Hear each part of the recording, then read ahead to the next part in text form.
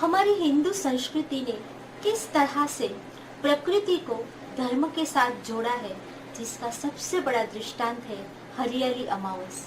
Welcome दोस्तों, आप देख रहे हैं दिव्य होम और मैं हूँ फाल्गुनी। 20 जुलाई 2020 को दो योग का महासंयोग होने वाला है।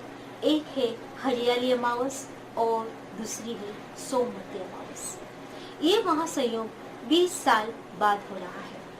ऐसे में हमारे पुराण, हमारे शास्त्र क्या कहते हैं, इसका आज मैं पूरा विस्तार इस वीडियो में दिखाने वाली हूँ। हरियाली अमावस और सोमवती अमावस, इन दोनों के महासंयोग में पवित्र वृक्ष पीपल, पितृ, पार्वती, पार्वतीपति, देवों के देव महादेव और पृथ्वी की पूजा का विधान है। भगवत गीता के अनुसार भगवान श्री कृष्ण कहते हैं कि पितरों के प्रधान अर्यमा मैं स्वयं हूँ।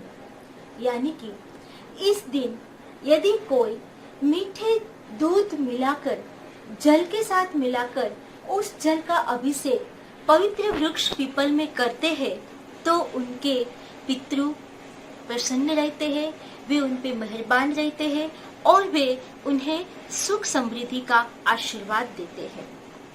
भगवत गीता में भगवान श्री कृष्ण खुद कहते हैं कि वृक्षों में पीपल मैं हूँ। यानी कि उस दिन यदि हम पीपल की प्रदक्षिणा करते हैं तो हमारे जन्मों जन्मों के पापों का भी नष्ट होना स्वाभाविक है।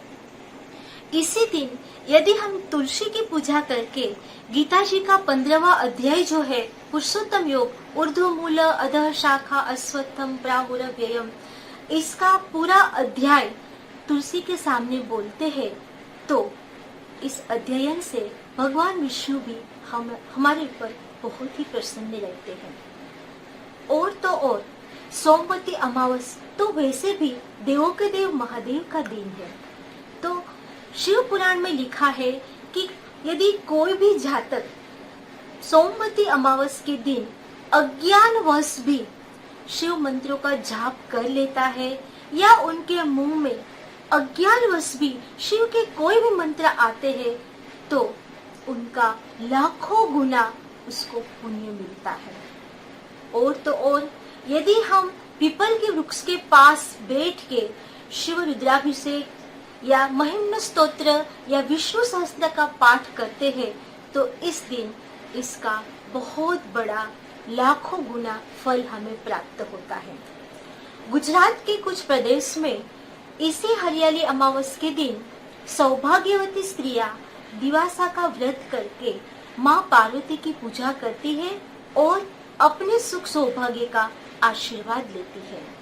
तो ये हुई हमारे पुराणों और शास्त्रों के अनुसार हरियाली अमावस और सोमवती अमावस के दिन होने वाली पूजा का विधान। लेकिन आइए देखते हैं इसका हमारे जीवन पर क्या प्रभाव पड़ता है। हरियाली अमावस के दिन प्रकृति हरी चादर लपेट के अपने पूर्ण यौवन रूप में पूरे जनमानस में नव चेतना का संचार करती है।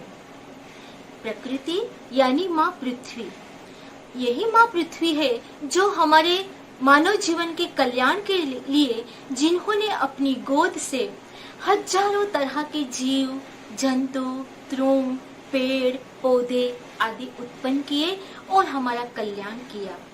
तो हरियाली अमावस का दिन माँ पृथ्वी को, माँ प्रकृति को आभार व्यक्त करने का दिन है।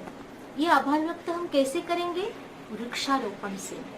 जी हाँ, नारद पुराण में बताया गया है कि जो कोई जातक हरियाली अमावस के दिन वृक्षारोपण करता है तो जैसे जैसे वो वृक्ष बढ़ता है वैसे वैसे उस जातक का भाग्य बढ़ता है, उसकी समृद्धि बढ़ती है, उसकी ग्रह पीड़ा शांत होती है, उसके जीवन में आने वाली समस्याएं धीरे धीरे खत्म होती है और उन्हें जीवन की कोई नकारात्मक शक्तियां छूती तक नहीं। ये है हरियाली अमावस के दिन होने वाले वृक्षारोपण का फायदा।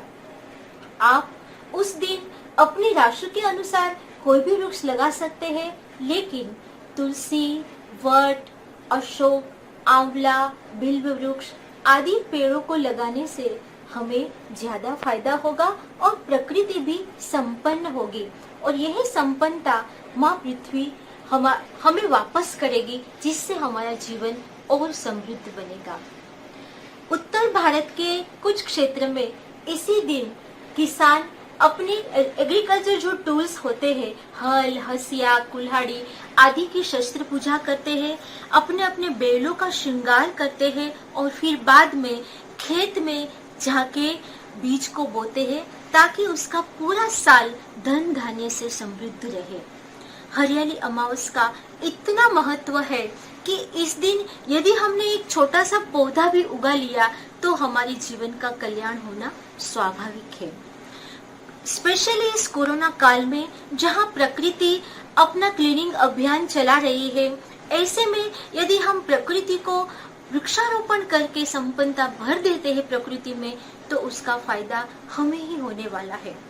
आने वाले दिनों में बहुत सारे तीज त्योहार होने वाले हैं।